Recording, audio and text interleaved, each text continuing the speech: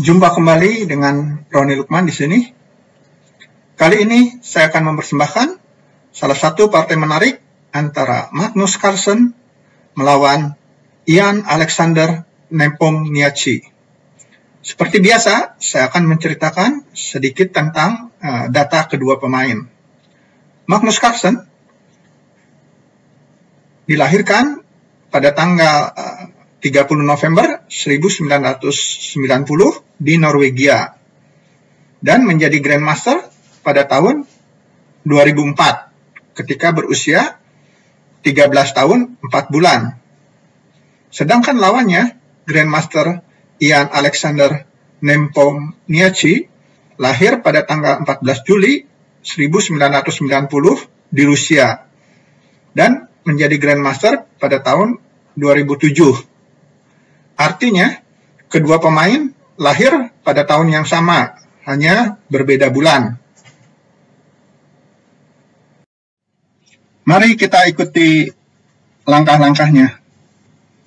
Magnus melangkah di 4, dibalas kuda F6 oleh Nepomniachtchi, C4, G6, kuda C3, D5.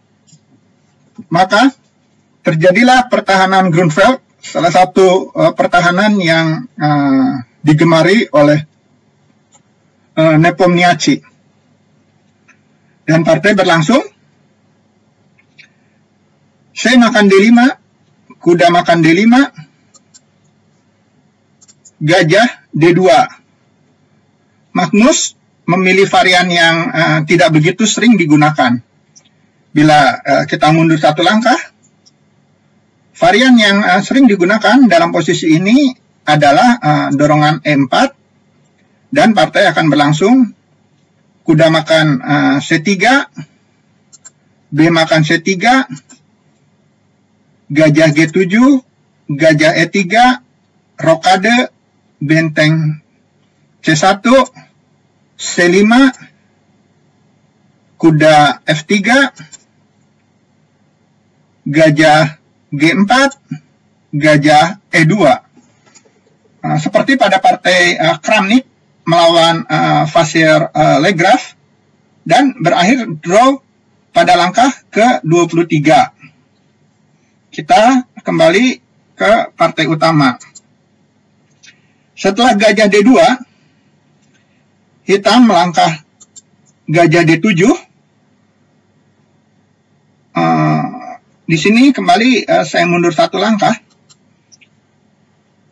Pilihan lain hitam dalam posisi ini adalah kuda B6, kuda F3, gajah G7, benteng C1, kuda C6.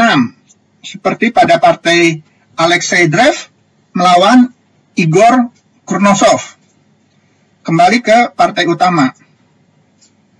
Setelah gajah G7, Magnus bermain E4, kuda makan C3, gajah makan C3, rokade, menteri D2, kuda C6. Jadi setelah saya melihat partai ini, dalam posisi ini, saya merekomendasikan pilihan dari hitam. Jadi kembali saya mundur satu langkah. Pilihan yang pertama, hitam bisa memilih langkah B6, atau pilihan lainnya, hitam bisa melangkah E5, dan jika putih menjawab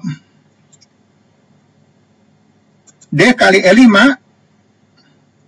hitam melangkah menteri H4, menteri C2, kuda C6, kuda F3,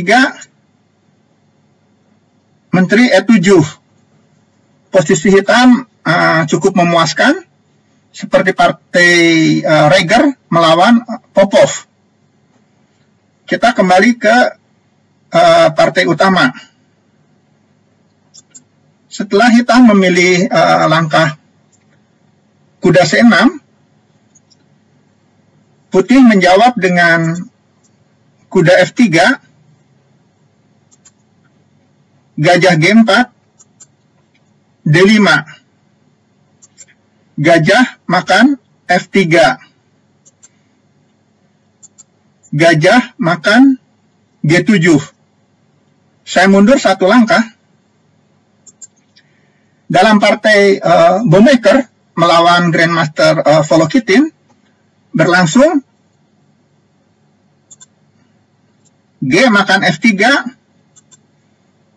kuda E5, gajah E2, C6, F4, kuda D7, gajah makan G7, raja makan G7, D makan C6, B makan C6, putih rokade, kuda F6. Posisi hitam cukup memuaskan. Kita kembali ke partai utama. Langkah terakhir Magnus adalah gajah makan G7. Hitam menjawab raja makan G7, G makan F3, kuda E5.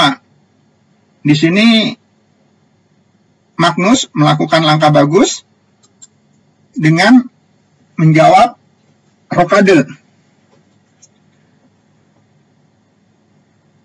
Tentu saja hitam tidak bisa mengambil pion yang berada di F3, karena jika kuda makan F3, maka Magnus akan melakukan langkah skak di C3 sekaligus mengambil kuda yang berada di F3. Kita mundur. Di sini hitam memilih jawaban dengan melangkah C6. Dan partai berlanjut, gajah H3, langkah bagus untuk mengontrol petak C8.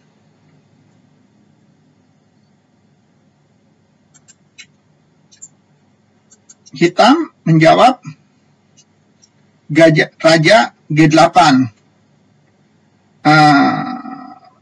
Sebetulnya di sini hitam mempunyai pilihan yang lain, yaitu saya kembalikan posisi raja.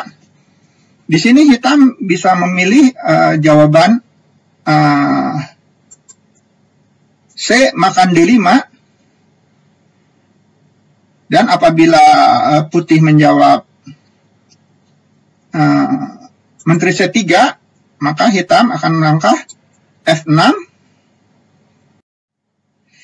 Jika putih menjawab benteng makan D5, maka hitam akan melangkah menteri B6.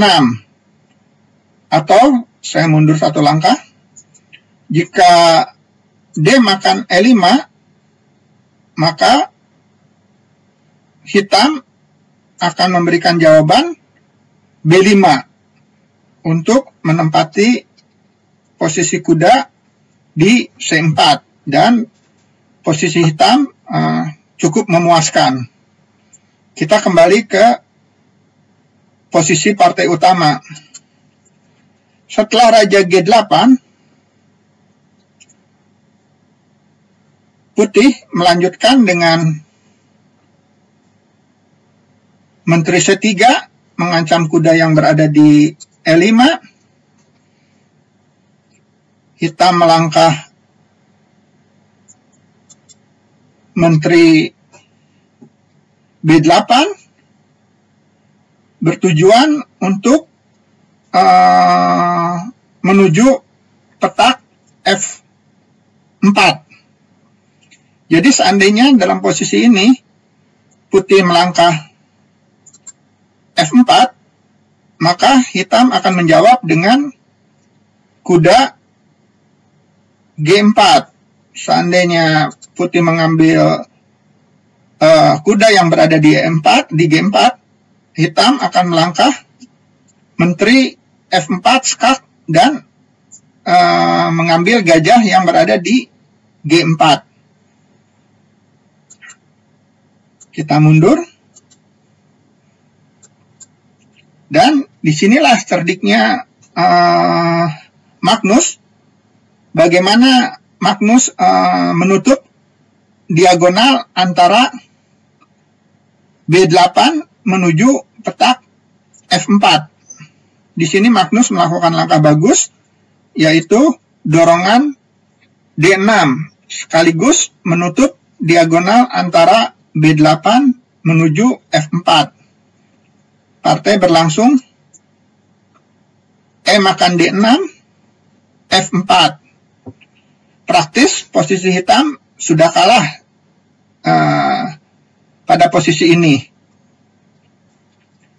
Partai berlanjut, benteng E8, benteng HE1, A5, Raja B1, A4. Barulah di sini Magnus mengambil kuda yang berada di E5.